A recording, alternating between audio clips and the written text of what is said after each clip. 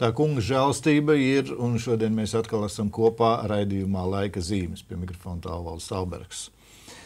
Sveicinu studijā Latvijas Vasarsvētku draugu apvienības bīskapu Jāni Ozoliņkeviču.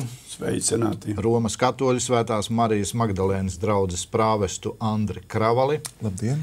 7. dienas adventistu Latvijas draugu savienības bīskapu Viesturu Reķi. Sveicināti. Un Rīgas Meža parka un Baldoņas evaņģelisko lutersko draugu mācītāju Rolandu Eimani. Sveicināti. Turpināsim lasīt un šodien noslēgsim 10. nodaļu apostoļa Pāvila 1. vēstulē korintiešiem. Sākšu lasīt ar 23. pantu. Brīnišķīgi vārdi, par ko jau mēs pagājušajā raidījumā nedaudz pieskārāmies un kas noteikti visiem patīk. Viss ir atļauts. Tālāk, tur ir Pāvils saka, bet ne viss der. Viss ir atļauts, bet ne viss ceļ draudzi. Neviens, lai nemeklē savu paša, bet citu labumu.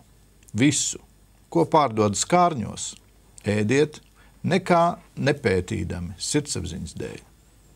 Jo tam kungam pieder zeme un viss, kas to pilda. Ja kāds no neticīgajiem jūs aicina viesos un jūs gribat iet, tad ēdiet visu, ko jums ceļ priekšā, nekā nepētīdami sirdsapziņas dēļ. Bet, ja kas jums saka, tā ir upuru gaļa, tad neēdiet viņa dēļ, kas jums to teicis, un sirdsapziņas dēļ.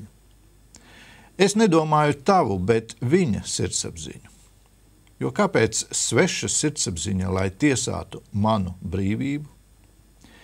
Ja es ar pateicību baudu, kāpēc tad topu zaimots par to, par ko es pateicos? Esiet nevainojami kā jūdi, tā grieķu starpā un Dieva draudzē. Gluži kā arī visās lietās mēģinu tīkams būt visiem. Nevis savu, bet daudzu citu labumu meklēdams, lai tie taptu izglābti.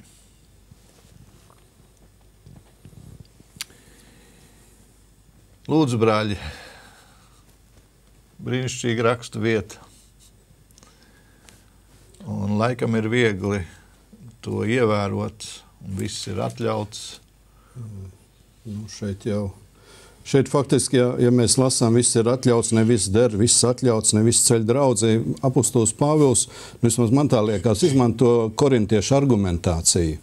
Tie, kur gāja, piedalījās, kā mēs iepriekš pārunājām, upuru tanīs dievkalpojumos, pagānu tempļos vai svētkos tur, viņi argumentēja etiski to, ka tas viss jau ir atļauts, jo mums pats saka, kas tad ir Dievs pār visam, bet Pāvils tūlīt liek pretī to kristīgās ētikas momentu, ne viss der, ne viss ceļ draudzi. Un, manuprāt, parāda to, ka šāda argumentācija arī tas, ko mēs jau par korintiešiem un Korintu esam lasījuši, ka uzmanība jau bija vērsta vairāk uz sevi. Tur bija viss šī patronāža sistēma, kur pēc stāvokļa un tā tālāk varēja ieņemt augstāku stāvokli, ka tā arī nav kristīga pozīcija. Tā kā sākumā es nedomāju, ka tas ir Pāvila uzstādījums. Man tā liekas, lai brāļi papildina, varbūt apgāž. Man tas liekas tāds kopsavilkums, kur Pāvils runā, lūk, jūsu argumentācija, viņa nevar pastāvēt, jo viņa neved pie vēlamā rezultāta. Interesanti, ka apostols Pāvils jau 3. reizi saka, viss ir atļauts. Pirmā reize bija 1. korintiešu 6. nodaļā 12. pantā. Viss man ir atļauts, bet ne viss der. Viss man ir atļauts, bet nekas nedrīkst mani kalpināt. Tad šeit viņš saka attiecībā uz draudzi. Bail teikt. Bet tāda vārds draudz ir iesprucis latviešu tulkojumā. Proti nav. Pāvilam nekur nevienā manuskriptā neparādās vārds draudze, un citās valodās to tulkojot, toreiz bija nekas nedrīkst mani kalpināt, šoreiz ir ne viss mani ceļ. Draudze, protams, tur nekādā ziņā nav atdalāma no šī teikuma, jo par tālāk jau arī būs, ka viņš par otru sirdsapziņu rūpējās, ne jau tikai par sevi domājot, bet tas vārds draudze, nu tā, jā. Tāpat nākamā pantā vārds labums ir iesprucis latviešu tulkojumā. Neviens, lai nemeklē savu pašu, bet citu labumu. Grieķiski vienkāršāk, neviens, lai nemeklē savu, bet otra. Punkts. Protams, ka tas ir labums, bet nevienmēr labums arī gudrība, ieguvums, svētība. Nevienmēr cilvēks, kad saņem svētību, to uzreiz saprot. Vēlreiz 24. ir ļoti interesanti, ko tu sacīji. Neviens, lai kā ir. Grieķiski pavisam ļoti skopiem vārdiem viņš šo teikumu. Neviens savu, lai nemeklē, bet tieši otrādi otra. Savu, bet viņš nepasaka ko, jo reizēm mēs to pa labumu, nu, teikt, šajā gadījumā varbūt kāds meklē savu pilnu vēderu vai attiecīgi otru vēderu. Tālāk vārds skārnis, mēs jau pirms raidījuma runājām, mūsdienās to vairs nelieto, bet latviski ietūkot būtu, mēs spriedām šodien būtu, jāsaka, gaļas paviljons tirgū, jo tas grieķu vārds, tas makellon, kas tur ir diezgan, un aizgājis arī uz latīņu zemēm, šis vārds ir kā gaļas tirgus. Angliski viņi saka butcher shop, ja, tā kā miesnieka veikals, ja tāds tas vārds. Mums, redz, nav tāds atsevišķi, mums tas skārnis ir īstais, bet šodien mēs to vārdu vairs nelietojam. Tas būtu. Un tad vēl ne tik vārdiski, bet tā, lai saprotam to kontekstu. Tolaik skārņos nonāk gaļa no dažādiem datumiem. Un ja tuvākais datums ir Zeva svētki, tad iespējams, ka to gaļu nokauj pārdošanai, nevis Zevam, bet tas skārņa veikalnieks, īpašnieks, protams, neteica, ka tā ir pirms nedēļas kauta, bet viņš teica, nē, pirms 3 dienām uz Zevu svētkiem.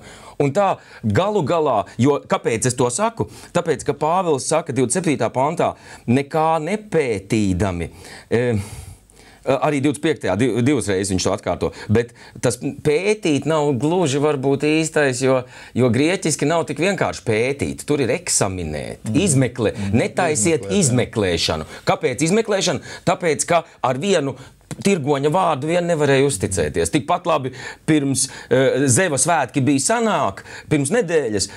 Es tev prasu, vai tas ir no Zeva svētkiem. Tirgonis nesaka, ka tā ir nedēļu gaļa veca. Viņš nedēļu veca gaļa. Viņš saka, nē, pirms 3 dienām nokauj. Un tad man jāsāk izmeklēt. Pagaidi.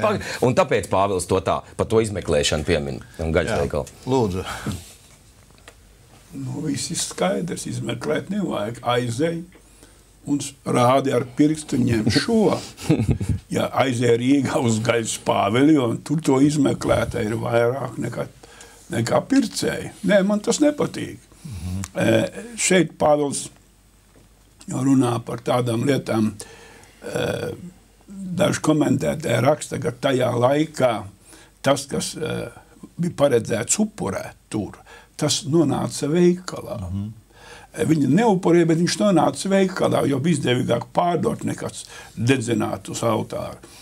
Un tāpēc Pāvils saka, nepēti, vai tas ir bijis paredzēts upurēt vai kā, bet, manuprāt, šeit lieta vēl saistās ar to, ka cilvēkam, lai nebūtu pārmetumi, un tad viņi sāk domāt, kā tas ir, kā tas nav, un vēl ir nākoša lieta, viņi saka, neko nepētīdami. Ebrejiem ir ļoti stingri noteikumi gaļas lietošanā. Ak, Dievs, viņa mērci, viņu un tīru, un tur nekā, lai nebūtu nekas, to sauc par saucamā košeru gaļu, bet šeit Pāvils saka, pērciet, nepētiet, vai tas ir, asins 100% notiecināts vai nav, tad ir nokauts, asins ir notiecināts, pērc un lieto. Viņš nepārmēt, nesaka, izmeklējies īpaši un pieprasi tādu tieši. Jā, lūdzu. Es gribu atgriezties pie tā, ko jau Viesturs iesākā runājot par atbildi. Pāvils īstenībā šeit atbild uz to, ko viņš dzird par Korintu, un viena nodaļa tālāk ir tāda vārda. Vispirms es dzirdu, ka jūsu draudzē notiek šķelšanās, un pa daļai arī ticu. Tā ļoti maigi pateikts, un īstenībā viņi ļoti nodarbina vienotības jautājums. Un kur tad šī nevienotība rodas? Protams, tā kā cilvēki lūdzas, kā viņi dzīvo, ko viņi ēd, un tie ļoti praktiski jautājumi. Un viņš šeit izceļ šo svarīgo principu, ko jau Kristus mums ir atstājis, svētīgāk ir dot nekā ņemt. Ja cilvēks domā par sevi, par savām vajadzībām un neraugās uz otru, īstenībā viņš šo nesaskaņu šķelšanos arī rada. Varbūt tā tāda pirmā atziņa un otrkārt, kā tad šo vienotību draudzē, gan lūkšanā, gan dievkalpojumos, gan sadzīvē ienest, tad, kad cilvēki pareizi saprot, kad šī atbildība ir saistīta gan ar patiesību, ar tuvāku mīlestību, un šeit viņš pieskarās ļoti svarīgam jautājumam sirdsapziņai, ka man ir jārespektē otra cilvēka izpratne. Man nav, ja tā var teikt, sevi jāloka un nevienmēr ir jāpieņem tas, kā tu to saproti vai redzi, bet tāpat laikā šīs kopienas koinonijas dēļ man ir jārespektē otra cilvēka viedoklis. Un šeit viņš ļoti labi saka, ne jau tu savu sirdsapziņu, bet skaties, kā otrs saprot šo situāciju un respektē to, lai tavs uzskats nav par iemeslu šķelšanās. Un es domāju, ka šeit ir tiešām ļoti skaista vieta, kur ir šī sirdsapziņas brīvība, bet arī atbildība par savu brāli, atbildība par viņa izpratni un tas respekts pret brāli, ko šajā brīdī viņš izprot. Jā, labi. Tagad mēs atrodamies šeit, Latvijas Kristīgajā radio 2011. gada 20, nu jau ir 7. jebkurš oktobrs. Šodien kristieši vēl joprojām dzīvo īstā neziņā. Ko darīt? Ēst, neēst. Došu piemēru. Ēst to cūgaļu vai neēst to cūgaļu? Cik labi, ka mēs varam brīvi pie galda visi runāt par to. Nākošais. Ēst to asinsdesu, jeb neēst to asinsdesu. Ir cilvēki, kuriem nav tik daudz naudiņas. Un tā asinsdesa maksā ļoti, ļoti mazu cenu. Es atceros, padomu laikos ļoti daudz to pirka. Faktiski tā bija viena no desām, kura nepārtraukti bija tur tajā zilajā letē. Kā rīkoties? Ko tad ņemt vērā? Jo šeit ir, kur man patīk 26. pants. Kāpēc Pāvils saka, ēdiet, nepētiet skārņos, visu, ko jums liek priekšā, pat jūs aiziesiet pie pagāna viesos. Nu, te ir tā rakstīts. Un viņš jums liek priekšā visu, ko. Piemēram, krabīšus. Piemēram, vēl ir, nēģīšus, kuru es arī atzīšos pats, man ļoti garšo. Un vēl. Un man patīk 26. pants, jo tam kungam pieder zeme un viss, kas to pilda. Cūgaļa, nēģīši, asinsdesa, viss viņam pieder. Un tad vēl ir nākošais. Pirms mēs, protams, nākam pie galda, ir tīpaši šodien tas ir jādara, obligāti ir jāpielūdz Dievu, es to saku pilnā nopietnībā, lai šķīstītu no visa. Jo, piedodiet, te jau vairs nav tik daudz satraukums. Te Pāvils runā par šo garīgo pusi, to garīgo, es pat gribu teikt, pievienoto vērtību, kas ir tai desai, jeb gaļai, jeb vienalga pielikts klāt. Par to Pāvils runā. Šodien jau mums ir jāuztraucās par to, pagaid, no kurienes vispār tā desa, jeb gaļa, jeb pat tas, ko es drīkstu ēst, kaut vai tie dārzaugi. Kā viņi ir klonēti, kā viņi ir modificēti un kādi gēni jau tur ir iekšā. Un kas notiksies ar mani un kur es aiziešu tālāk. Kungs šodien vispār sēsties pie pusdienu galdiem ar pateicību pirmais un ar lūkšanu kungs lūdzu šķīst to visu, te vispār, es uzskatu, ka tā ir pašnāvība. Bet kā šodien darīt? Es domāju, ka šeit Pāvils jau ir atbildējis. Nemoka savu sirdsapziņu, ēd mierīgi. Tad asinsdesa ēd mierīgi. Pagaidi, es izlasīšu rakstuvietu. Tā jau nevar. Šeit ir rakstīts 15. nodaļā, 1. pirmā apustuļu sanāksme, un kopēji viņi saka tā. Bet viņiem vajag pavēlēt, lai sargās no apgānīšanās ar elkiem, no netiklības, no nožņauktu dzīvnieku un asins baudīšanas. Tā ir pavēle, ko dod pirmie apustuļi. Viņi neko citu neuzliek. Viņi saka, jā, tu zini, kā tur ir tīra asins, tad lūdzu neēd.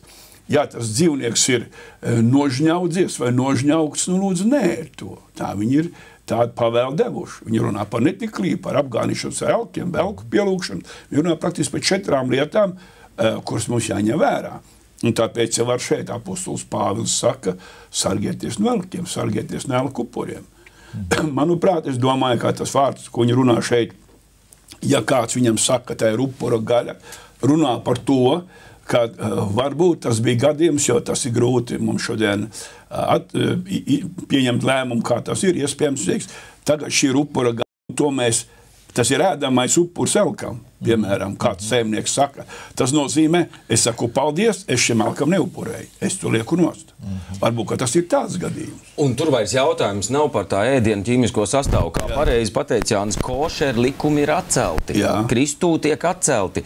Pēterim vēl pirms pieminētā apostiliskā koncila burtiski vīzijā Dievs saka, ņem un ēd visu. Un Pēters saka, nē, es nemūžam neēdīšu nešķīstu barību. Nav nešķīstas barības. Romiešu 14, lai izlasam ļoti uzmanīgi. Es zinu un esmu pārliecināts kungā Jēzū. Tāds tik spēcīgs ievads. Tālāk, ka nekas nav nešķīsts pat par sevi, vienīgi tam, kas domā, ka tas nešķīsts, tam tas nešķīsts. Pāvils it kā atver vaļā, ēdiet visu. Un šeit ar starp citu, ja mēs skatāmies 25. pantu pavēles formā, ēdiet. Ja mēs lasām mazliet tālāk, 28. pants pavēles formā, neēdiet. Un te ir ļoti uzmanīgi jānodala.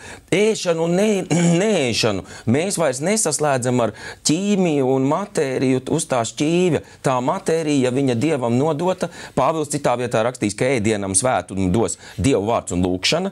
Tā kā tu sacīji, lai tu teici, tā ir pašnāvība, es ticu, ka mums garīgiem ļaudīm nekas, mums dubļus varēsim ēst, ja cita nebūs, ar pateicību ēdīsim un būsim paēduši.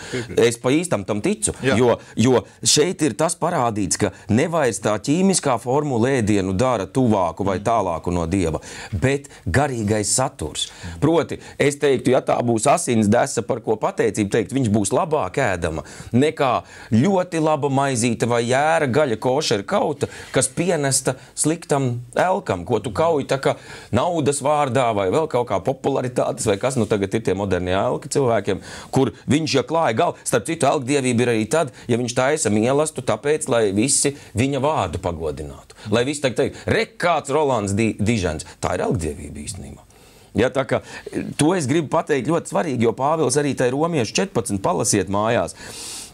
Viņš saka, visu drīkst, bet tālāk viņš atkal īpatni saka, tāpēc ir labāk neēst gaļu un nedzert vīnu, nedz arī ko citu darīt, kas brāli apgrēcina. Garīgais saturs, nevis matērija. Ja, manuprāt, arī šeit, tepat jau 10. nodaļā arī viņš iezīmē, ka tā ar savu sirdsapziņu tu rīkojies, kā ir labi, bet ja tu redz, ka tas kaitē otra garīgā izaugsmē, viņa sirdsapziņai, tad labāk atturies, kā tālāk tas bija 14. nodaļā vēlreiz pieminēts. Tā kā es domāju, ka loģiski šeit izmeklēšanas un tie elki un mazāk parādās. Es nedomāju, ka ejot skārnī, gaļas tirgu vai kur, mēs nedrīkstam paskatīt, vai tā gaļa ir svaiga vai nav svaiga, paļaujoties vienīgi uz to, ka mēs ticībā tiksim pasargāti arī savus varbūt neprātības un muļķības dēļ, ja mēs ritīgi jau kādu iestāvējušos un tārpainu gaļu pirksim. Šodien ir liels iespējas, bet par to, ko tu jautāji, manuprāt, te es attiecinātu arī to, ko Rolands ļoti īsi lasīja, bez tā labuma meklē otra un ne savu. Tā kā aicinot pie sevis, es arī domātu, lai otrs jūtās labi. Ja es eju pie otra, es saprotu, ka viņš arī domā, lai es jūtos labi. Bet šeit ir arī tas, ja es nejūtos komfortabli, tad es labāk neeju tur. Ja es esmu aizgājis, tad es tur vairs nespēlēju un nesaku, vai ne ar pirkstu nebakstu tur var to nē un nesāk mocīt savu sirdsapziņu, Pāvils saka šeit. Manuprāt, tas varētu būt tāds garīgs risinājums. Jā. Brāļi jau sacīja, ka šeit Pāvila uzdevums nav dot kādas normas par ēst, par neēst, bet viņš šo tik vitālo cilvēkam uztara uzņemšanu saistā ar glābšanu, ar pestīšanu. Man, piemēram, ļoti saistoši liekas tas, kā viņš saka, tad ēdiet vai dzeriet, vai jūs arī neēdiet vai nedzeriet, visu dariet Dieva godam. Tad meklējiet Dieva godu, un tālāk viņš saka, patiesībā es izpatīku gan jūdiem, gan grieķiem, un to mums varbūt ir grūti šodien saprast, jo lielākais vairums jūdu, tas viņiem bija ļoti aktuāli, un to viņi praktizēja, un nenākot kristietībā, tas bija ļoti reāli. Mēs šodien varam par to ļoti tā pavirši runāt, bet tie bija cilvēki, kas dzīvoja šajos likumos, kas zināja vecās derības priekšrakstus, un kuri bija tiešām sirdsapziņas, ja tā var teikt, jautājuma priekšā, vai tad tiešām viss tas ir pārsvītrojams, un es tagad varu visu to baudīt. Un es domāju, ka Pāvils šeit dod ļoti svarīgu principu. Viņš saka, jebkurā gadījumā es meklēju daudzu labumu un es gribu viņus glābt. Un tas ir mans nolūks. Es nevēlos šeit iet, var teikt, kādā tādā iekšējā diskusijā. Es arī nepārliecināšu, varbūt noteikti vecākās paudzes cilvēku un tā, kas paliks savos uzskatos, bet atdodiet godu Dievam, esiet tīkami visiem, ja, domājiet par citu labumu un esiet nevainojami. Gan kā grieķu starpā, gan jūdu starpā. Un tas, man liekas, ir ļoti, nevienkārši tas liels izaicinājums. Jā, laikam mums ar vien vairāk ir jāsaprot tas, ka caur ēšanu, jeb neēšanu, cilvēks neglābjas. Ja kāds negrib ēst, un viņš to dara Dievam par godu, slavu Dievam, respektē to, un tās ir viņa attiecības. Ja kāds grib ēst, labi ēd. Kas attiecās uz asinīm, tur es domāju, ka gan Pāvils, gan arī vecajā derībā par to ir sacīts nelieto to. Tātad tas nozīmē, ka konkrēti asins desa, es nezinu, vai es kādam labprāt teiktu lieto. Labi, turpina lietot. Ja tur Bībelē ir rakstīts gan tā. Ja, bet atbrauks arābi, un tad viņi teiks, ka jūs visu laiku asiņaini gaļu ēdat, jo īstu asins noticināšanu var tikai pārdurot dzīvam miega artēriju, lai sirds pati tukšu izpumpē. Un ja mēs pie tā pieķersimies, viņi mūsu bērniem sastāstīs, ka pareizi asins nedrīkst, bet jūs jau viņas lietojat, jo jākauj ir pa mūsu metodei. Kā viņiem tur saucās tā viņa kauša? Atcerieties, bija skandāls par to, ka citas Eiropas valstis tomēr nepakļaujās naudas dēļ. Ja mums ir tradīcija, kā mēs lopus kaujam, mēs nevaram ielaist jaunu tradīciju, kur saka, tā ir pareizi un Dievam tīkam. Jūs esat nepareizi. Es tev saprotu, bet tur tā brīdī, bet es domāju, ka tur aiziet galībās. Var aiziet galībās, jā, bet tāpat laikā, tomēr, ja viņš jau saucās asins desa. Mēs ar viesturu kurzemnieku vienojāmies, mums nekad asins desa nav bijusi mājās saukt. Man vienmēr deva putraini desa. Jā, mums nav asins nosaukumā. Ja jūs to darat tam kungam par godu, lai tas notiek. Bet Andris pacēla, manuprāt, ļoti tik dziļi jautājumu, ko mēs ar Pāvilu varētu pusdzīvi veltīt. Tieši to vienu teikumu. Kā, lai būtu nevainojams kā jūdu, tā grieķu starpā, tas nav apvienojums punkts. Vieni ēd un dzer vienam godu, dodami otram. Bet man šķiet tas apakšā jautājums, kas ir vēl dziļāks īstenībā, ka pieiet šodien vienam ebrejam un pateikt, ko tad tur to košeru gaļu, Kristus visu ir atcēlis. Savā ziņā nozīmē tam cilvēkam pateikt, tas, kā tu esi centies Dievam tuvoties, ir garām. Un te man jāatgādina Pāvila runa grieķiem Atēnās. Mēs taču zinām, ka elku dievu altāri mūs netuvina Dievam, nesoli. Tas tāpat kā iet pie horoskopa rakstītāja netuvina Dievam. Bet Pāvils to tajā brīdī saka, es redzu jūsu dievbijību. Proti, ja mēs esam uzmanīgi pret brāļa labumu un sirdsapziņu, mēs redzam pat tas, kas varbūt man šķiet māņticīga darīšanās, bet ja tā ir viņa darīšanās, lai Dievam izdabātu, es nedrīkstu ar vieglu roku tā, ko ta jūs te ēdat asinis muļķi vai ēdat košeru muļķi, Kristus visur, ja es šādu attieksmi parādu. Mana pieredze ir, tas cilvēks nesāk Kristu meklēt, viņš vai nu salūst, vai nu saceļās pret mani, jo viņš varbūt visu mūžu vai gadu desmitus ir, tā kā varbūt adventistu draudzēs. Viņi ir gadiem turējuši to, ka tāds ugaļi tomēr nav laba. Ja es kā luterāns atnākšu, mums jau kristiešiem brīvība. Es zemtekstā viņiem pasaku, jūs vēl te centāties. Un tā ir tā neiejūtība pret brāli. Man liekas, ar to jūdu un grieķu runāšanu tā nav viegla. Ļoti, tā ir ļoti smaga. Kā tie apustuļi ar šito mocījās? Korintas draudze arī ir vismaz 4 tādas grupas izzīmējās. Ebreju un neebreju, un otrs ir turīgie un mazturīgie. Arī tur ir divas domāšana. Un te arī parādās, ka tie turīgie jau ir tie vīzdegunī. Viņi saka, ko jūs ēdat elkupurā, pašam jāaudzē sava gaļa, tad tu zini, ka Dievam par godu. A tie mazturīgie saka, ka, bet reizēm asins desa vienīgā gaļa, ko es tam bērnam varu iedot. Ja, burtiski man tā ir viena tantiņa pateikusi. Un es saku, nevajadzētu, apustuļu koncils brīdina, ka tur kaut kas īsti labi nav. Viņi saka, es jau saprotu, mācītāji, bet... Un tādā brīdī es saprotu, es viņai tā reizē iedod naudiņu un nopērc kaut kādu labu gaļu, bet es zinu, man nav katru dienu, ko dod, vai katru nedēļu. Pāvils arī saka, ja kāds ir pavisam vārš ticībā, tad lai ēd veģetāri, lai neēd nekādu gaļu. Un šodien liela daļa sabiedrības jau nevar būt tā upuru gaļas vai kādēļ, bet citu morālu apsvērumu dēļ atsakās no gaļas ēšanas, nekļūst veģetāru. Nedaudz gribētu raidījuma noslēgumā, ka mēs tā kopā paskatāmies uz šo visu, ko lasījām gan 10. nodaļā, gan iepriekš. Faktiski šeit ir par to, ka mums ir no kaut kā jāatsakās otra labuma dēļ, jeb vienalga. Grieķiski pat netiek minēts labums. Mēs to varam nosaukt gan kā cieņa, gan kā, lai nepazemotu to otru, jo ja viņš to dara, es saku, ja viņš to dara Dievam par godu, tad tās ir viņa attiecības ar Dievu. Un es nekādā gadījumā nedrīkst tur iejaukties iekšā. Ir kas cits, kas, es domāju, šodien arvien mazāk paliek, kā Andres neēd, pieņemsim nēģis, un es ēdu nēģis. Un tad Andres nepārtraukt man atgādina, tālāk, kad tu beigsi ēst nēģis. Un tas nav bibliski.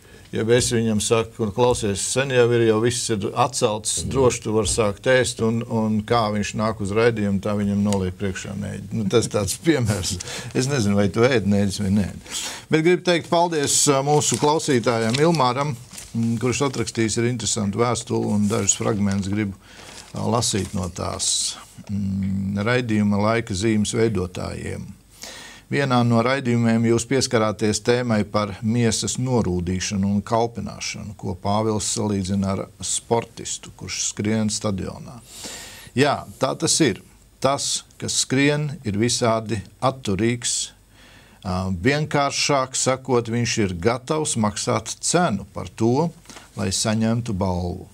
Ikvienam kristietim, kas patiesi gribēs sekot Kristumu, būs jāmaksā cena.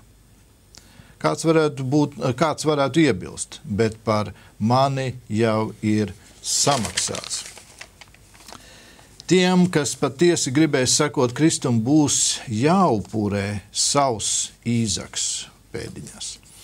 Tās nav lietas, kuras mēs īstermiņā upurējam Dievam un pēc kāda laika paņemam atpakaļ. Kā vienu no piemēriem varu minēt Jēzus un bagātā jaunekļa sarunu. Tiem, kas patiesi gribēs sekot Kristum, neizbēgami būs jādodas cauri tuksnesim.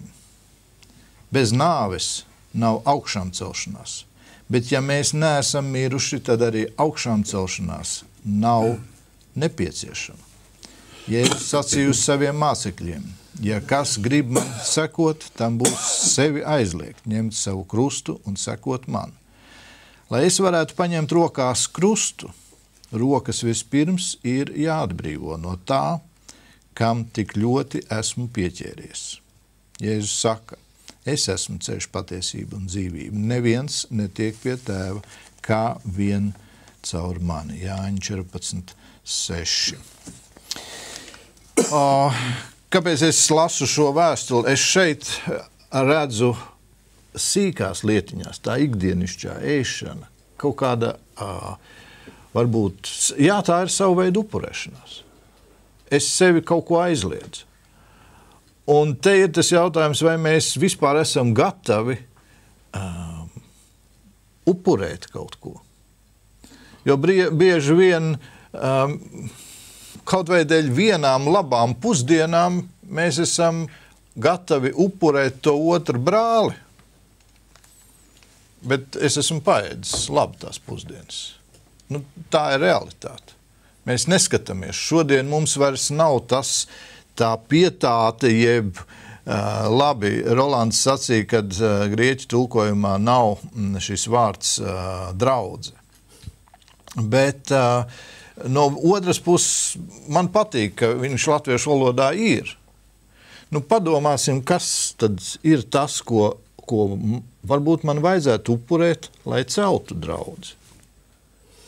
Labi ir to draudzi paturēt, bet tikai tajā kontekstā, ka Pāvils neparedz, ka es celšu draudzi pats grimdams. Ka man ir jāceļās pašam arī. Ja? Viss man ir atļauts, bet ne viss mani garīgi ceļ. Esmu jau arī par to sacījis. Nu, kaut vai upurēt to savu ģērbšanās stilu, ja tas cels draudzi. Nu, atnāc uz draudzi, tā kā tu parasti neģērbies, šortos un šļobenēs.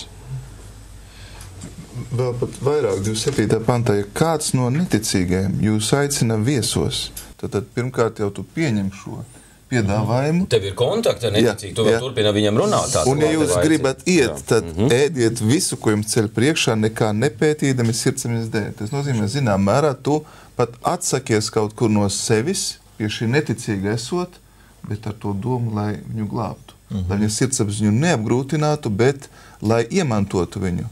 Lai viņu vestu pie Dieva. Tagad došu tev piemēru. Nu labi, tev varbūt tas būtu vienkāršāk. Bet es tev piemēru varētu, piemēram, dot Jānim, biskupam Jānim. Ej pie pagāniem, un viņi tagad paceļ tostu. Jānis tostu neceļ.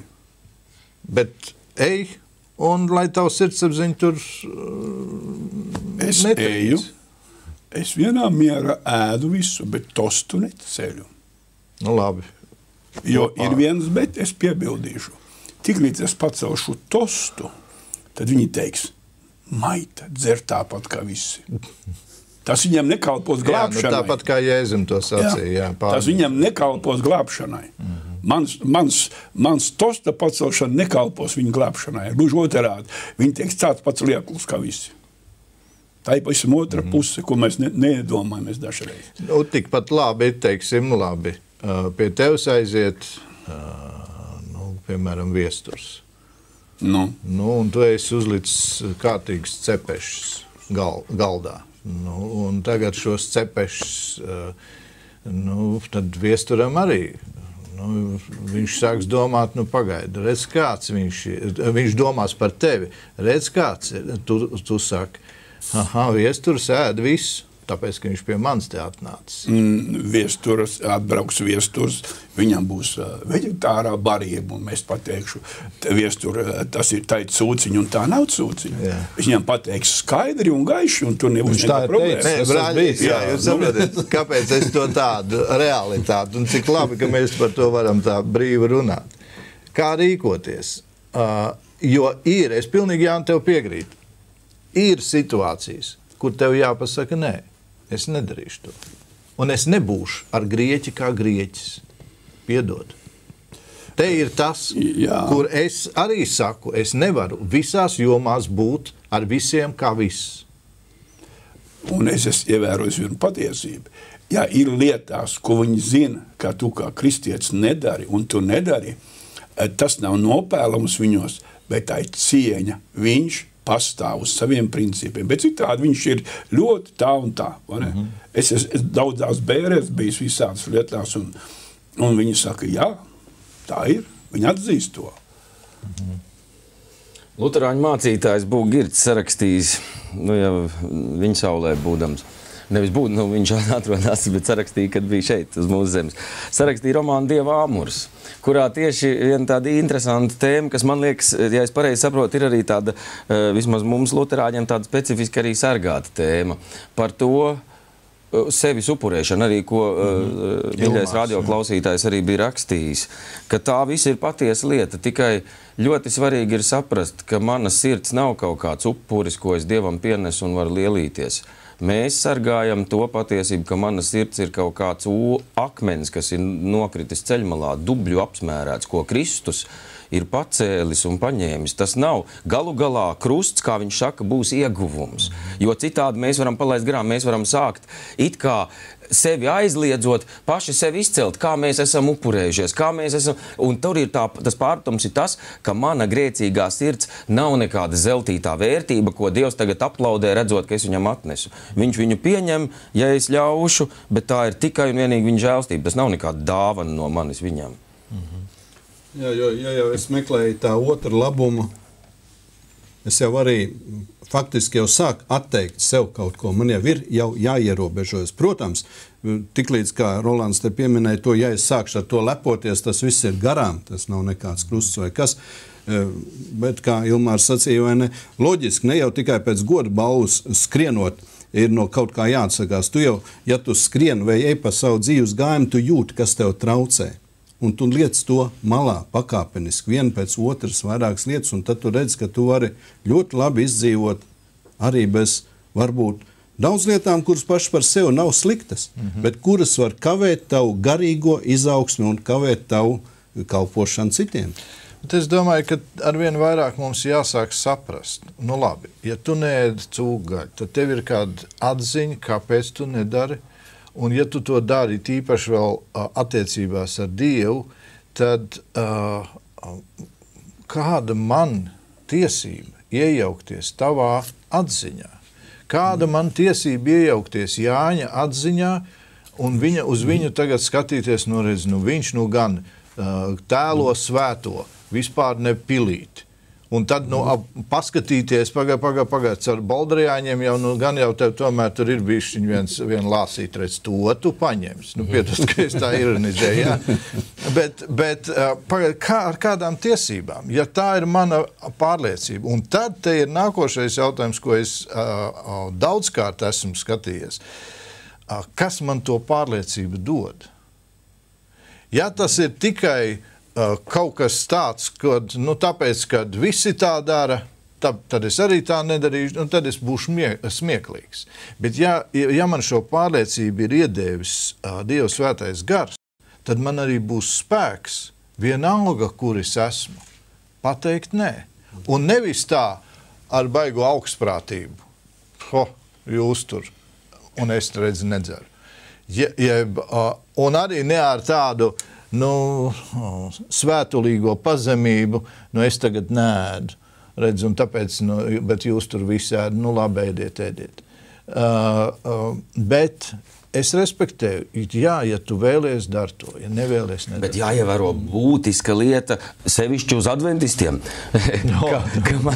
ka pa to gaļas neēšanu ir rakstīts, mēs nevis Dievam izdabājam, bet savam tuvākajam. Ir ļoti svarīgi to nepadarīt par sarunas tēmu ar Dievu. Redz, kā Dievs, es gaļu neēdu visu mūžu. Tāpat kā ar ziedojumiem. Un es esmu pēdējo 2 gadu laikā, es teiktu, par kafiju, par eļļu, kurā nedrīkst cept, un par ūdeni dažādām markām dzirdējis cilvēki ar mirdzošām acīm saka, ja tu ēd, bojā veselību. Un man bija iespēja misijas garā pateikt nevis, labi, es neēdīšu, bet pateikt, ka mīļie, veselība Dieva rokās. Tu nevari tā. Tad ir jāsautē tā dārzeņa, tad izrādās visa eļļa, ko mēs lietojam, ko mūsu tēvi un tēvi lietojuši cepdami taukus vai eļļu, mirsim uzreiz, ja lietosim. Proti, cilvēks var kaut kam pieķerties, bet ļoti svarīgi 2 lietas. Pirmā lieta, es nevis Dievam izdabāju, bet Pāvils abās, gan romiešiem, bet brālim, un otrā lieta, lai mēs nenoticam, ka veselība ir no ēšanas pareizes, jo bet gan no dievbijības. Tava veselība var kļūt arī par elku. Amen. Jo atceros, kas tev ir neveselība. Kad bija pirmajā reizē Amerikas Savienotajās valstīs, un tad brīnišķīgi man pajautā, ko tu vēlies no rīta, cept oliņā, kādu tu gribi. Tur vienmēr prasa tev 3 tās stāvokļus, vidēji cept, maz cept, jeb riktīgi apcept. Es saku, man tādu vidēji. Un tad vai tu gribi bekonu, to šķiņķīt. Jā, es gribu arī apcept, brīnišķīgi. Un te man atnes smuku oliņu apcept, un uz šķīvīšu salveti pārlocīt. Un tad paver vaļā, un tad tur iekšā tas bekons uzcept, kā grāmatzīme. un kāpēc? Tikai tāpēc, ka viņi baidās no tiem taukiem. Iedomājies, viņš jau ir tā jau sagrauzdēts. Es paņēmu to, es nepārspīlēju. Tā viņš skanēja pret šķīvi. Un redziet, kāpēc to stāstu? Tāpēc, ka tas arī ir pārvēršās par savu veidu elgdievību. Un pareizi, kā tur Rolands sacīja, paklausies mūsu tēvi, paņēma riktīgi speķīt, uzsmērēja tauciņus uz rupmaizīt, paņēma līdzi savos lauka darbos, jeb meža darbos. Un viņi bija spēcīgi, veselīgi. Bet pār visam Dievu žēlastību. Bet ja tas kungs saka, nē, nedarīt, tad nedarīsim. Tas ir tas vislabākais. Paldies, brāļi, jums, lai Dievs jūs bagātīgi svētī, cienījamie radioklausītāji, lai jūs Dievs svētī un lai pasarga un lai dod gudrību, kā rīkoties. Tiksimies pēc nedēļas, ja tas kungs mums to atļaus. Visu labu.